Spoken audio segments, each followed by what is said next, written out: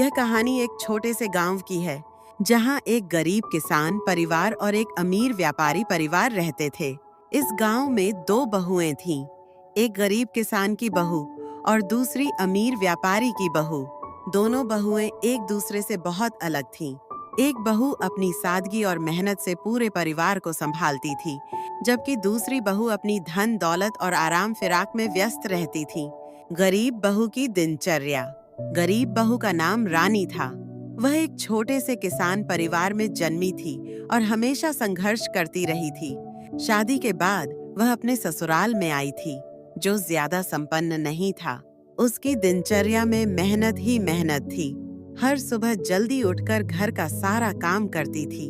खेतों में काम करने से लेकर घर के बर्तन धोने और खाना पकाने तक वह कभी भी अपनी जिम्मेदारियों से भागती नहीं थी।